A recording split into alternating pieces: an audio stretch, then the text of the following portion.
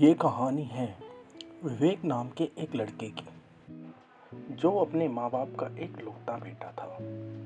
उसकी माँ का नाम सुनीता और पिता का नाम सुरेश था। विवेक ने हाल ही में अपनी पढ़ाई पूरी की थी और वो किसी नौकरी की तलाश में था, लेकिन बार बार कोशिश करने पर भी उसे कोई नौकरी ही नहीं मिल पा रही थी। एक दिन वो अपनी माँ से कहता है, माँ, मैंने कितनी जगह ट्राई कर लिया है पर मुझे नौकरी नहीं मिल पा रही है, क्या मुझे कभी नौकरी नहीं मिलेगी? माँ ने कहा, बेटा विवेक, भगवान पर भरोसा रखो, तुम्हें नौकरी एक ना एक दिन जरूर मिलेगी, पर अपनी कोशिश जारी रखो। भगवान किसी के साथ बुरा नहीं करता, बस तुम कोशिश करते रहो। ठीक है माँ, देखते हैं क्या होता है। विवेक अपनी माँ की बात सुनकर फिर से नौकरी की तलाश में निकल जाता है। एक दिन वो अपने गांव के पास जंगल में घूमने गया। वो जंगल में यहाँ वहाँ घूम रहा था। तभी वहाँ उसे एक पेड़ के नीचे एक बक्सा दिखाई दिया। विवेक उस बक्से के पास गया। उसने चारों तरफ देखा पर वहाँ कोई न दिखाई दिया। उसने बक्सा देखा और बोला, अरे यहाँ तो कोई है भी नहीं और ये बक्सा किसका है? चलो देखता हूँ इसके अंदर क्या है। विवेक जैसे ही बक्सा खोलता है, उसमें एक कागज का टुकड़ा था और साथ में एक छोटी सी छड़ी थी। उसने कागज का टुकड़ा उठाया।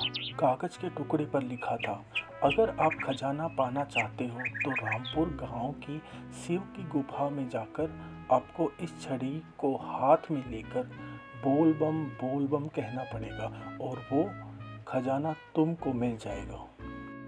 अगर खजाना तुम्हें नहीं मिला तो मान लेना तुम एक पापी आत्मा हो और गुफा से कभी बाहर नहीं निकल पाओगे। विवेक की पढ़कर डर गया। बोला, खजाना भी मिल गया और डर भी है। विवेक कागज का टुकड़ा और लकड़ी लेकर अपने घर गया और अपनी माँ को वो दोनों चीज़ दिखाई और अपनी माँ को कहने लगा, माँ, खजाना भी है लेकिन उसके साथ डर भी है, कहीं मैं वहाँ से कभी वापस ना आ पाऊँ। विवेक की माँ ने कहा, बेटा एक काम करते हैं, वैसे तो मेरी उम्र वैसे ही ख़त्म होने वाली है, क्यों ना खजाना लेने के लिए मैं चले जाऊँ, अगर कुछ होता है तो मेरे साथ हो लेगा, तुम तो कम से कम बच जाओगे। विवेक बोला, नहीं माँ, मैं ही जाऊँगा, जो होगा देखा जाएगा। विवेक ये कहकर रामपुर गांव के लिए निकल पड़ा। वो गांव में पहुंचा और उसने एक आदमी से पूछा, अरे भाई, ये शिव गुफा कहाँ है इस रामपुर गांव में? मुझे वहाँ जाना है। शिव गुफा का नाम सुनते ही वह आदमी एकदम चौकन्ना हो गया और कहने लगा, ऐसा उस गुफा में क्या है? तुमसे पहले भी कई लोग आए थे, लेकिन जो भी इस गुफा में अंदर गया कभी वापस लौट के नहीं आया। अरे नहीं, मैं तो ऐसे ही पूछ रहा था, मैं तो शिव हूँ, मैं तो भक्त हूँ शिव का, बस उनके दर्शन करने के लिए जा रहा हूँ। अच्छा जाओ, गांव के पहाड़ के ऊपर वो गुफा है। विवेक पहाड़ की तरफ जाने लगा। वो उस गुफा के सामने पहुंचा। वहाँ एक आदमी खड़ा हुआ था। वो विवेक को देखकर कहने लगा, तुम यहाँ खजाने की तलाश में आए हो ना?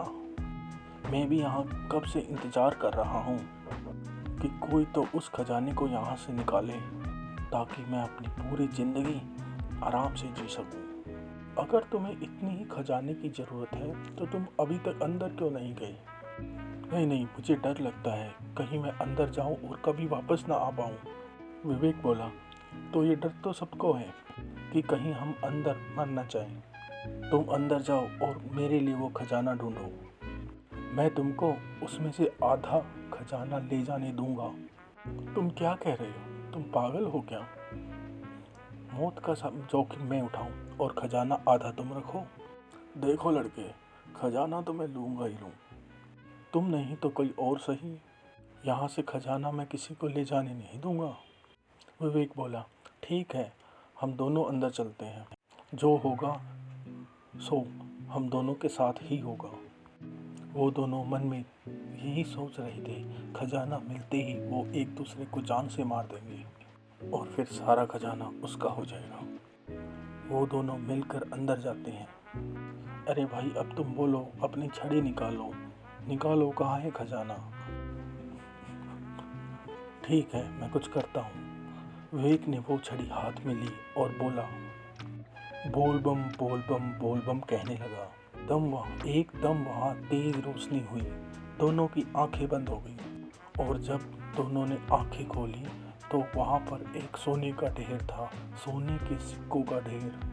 आदमी बोला, अरे वाह, खजाना मिल गया, अब मैं अमीर आदमी बन जाऊंगा। इतने में विवेक अपनी जेब से चाकू निकालता है और उस आदमी पर वार करता है, जिससे वह आदमी मर जाता है और उस खजाने को बैग में भरकर बाहर की ओर निकलता है। गुफा के बाहर वही आदमी खड़ा हुआ था जिसने विवेक को रास्ता बताया था शिव गुफा तक पहुंचने का। विवेक उसे वहां देखकर बहुत ही हैरान हो जाता है और कहता है, अरे आप यहाँ क्या कर रहे हो? आदमी बोलता है, मुझे पता था यहाँ खजाना है, मैंने तुम दोनों की बात छुपकर सुन ली थी, अब इसमें से आधा खजाना मुझे दे दो। विवेक बोलता है, नहीं, ये सारा खजाना मेरा है, इस खजाने के लिए मैंने अपनी जान को जोखिम में डाला है, इस खजाने को मैं तुम्हें नहीं दूंगा। वो आदमी तभी एक तलवार निकालता है और विवेक के गले को काट देता है और सारा सोना लेकर भाग जाता है। मोरल, लालच एक बुरी बला है।